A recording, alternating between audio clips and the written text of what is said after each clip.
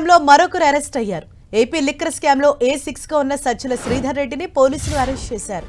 హైదరాబాద్ లో సజ్జల శ్రీధర్ రెడ్డిని అదుపులోకి తీసుకున్న సిట్ అధికారులు ఇవాళ విజయవాడ ఏసీబీ కోర్టులో హాజరుపరచనున్నారు.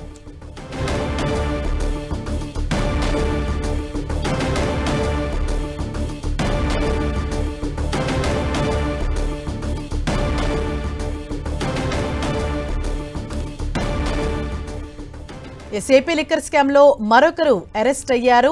ఈ స్కామ్ లో A6 గా ఉన్న సజ్జల శ్రీధర్ రెడ్డిని పోలీసులు అరెస్ట్ చేశారు. మరిన్ని డీటెయిల్స్ అందించేందుకు మా ప్రతినిధి విజయచంద్రన్ మనకు అందుబాటులో ఉన్నారు. విజయచంద్రన్, ఇవాళ ఏ సమయానికి విజయవాడ ఏసీబీ కోర్టులో సజ్జల శ్రీధర్ ను హాజరుపరచనున్నారు? మీకు అందుతున్న ఇన్ఫర్మేషన్ ఏంటి? ఆంధ్రప్రదేశ్లో మద్యం కుంభకోణంలో తీగలాగితే డొంకంతా కదులుతున్నారు చందంగా వరుసగా అరెస్టుల పరం కొనసాగుతూ ఉంది. ఎవరెవరైతే నిందితులుగా ఉంటున్నారో వారిని అందరినీ కూడాను ఈ కేసులో అరెస్ట్ చేయడం జరుగుతుంది. ఇప్పటికే ఇద్దరిని అరెస్ట్ చేయడం జరిగింది. ఇప్పుడు తాజాగా మరొకరిని కూడా అరెస్ట్ చేయడం జరిగింది. కేసిరెడ్డితో పాటు చాణుక్య వీళ్ళిద్దరిని అరెస్ట్ చేసి రిమాండ్కి పంపడం జరిగింది. ఇప్పుడు సజ్జల శ్రీధర్ రెడ్డి అయిన సజ్జల రామకృష్ణారెడ్డికి సమీప బంధువుగా చెప్తున్నారు.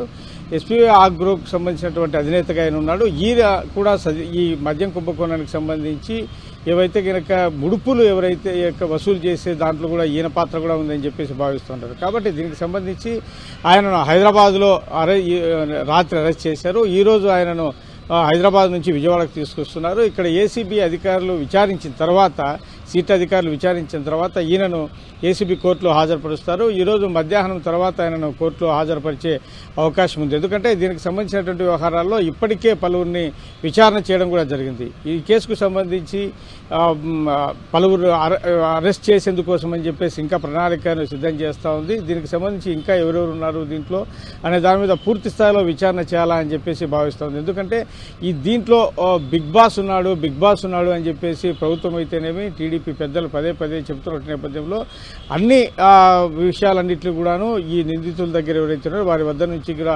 సేకరించే పనిలో పడ్డారు. ఎక్కడే కానీ ఎటువంటి ఇబ్బందులు కలగకోకుండా, ఎందుకంటే ఏమాత్రము చిన్న మిస్టేక్ జరిగినా కూడాను అది మీరు అనుకున్నటువంటి టార్గెట్ మిస్ అయ్యే అవకాశం ఉంటుంది. కాబట్టి పూర్తి స్థాయిలో విచారణ చేస్తున్నారు. ఈ ముడుపులు ఎవరి నుంచి ఎక్కడికి వెళ్ళాయి, దీనికి సంబంధించినటువంటి ఈ ప్రైవేటుగా జరిగినటువంటి ఈ సమావేశంలో ఎవరెవరు పాల్గొన్నారు అనే దాని మీద ఇప్పటికే కూపీ లాగుతూ ఉన్నారు. ఈ సమావేశంలో పాల్గొన్న వారే కాకుండా వారు ఎవరైతే కనుక ఈ కింది వ్యక్తుల ద్వారా ఈ వ్యవహారాలన్నింటినీ నడిపించారు అనే దాని విషయం మీద కూడా లాగుతున్నారు. ఇంకా మరికొందరు పేర్లు కూడా ఎఫ్ఐఆర్లో చేరే అవకాశం ఉందని చెప్పొచ్చు. ఇప్పటి వరకు చూస్తే కనుక ఈయనను చూస్తే కనుక మూడో వ్యక్తిగా ఈ అరెస్ట్ లో మనం చూడడం భావించవచ్చు. Thank you Vijayachandran.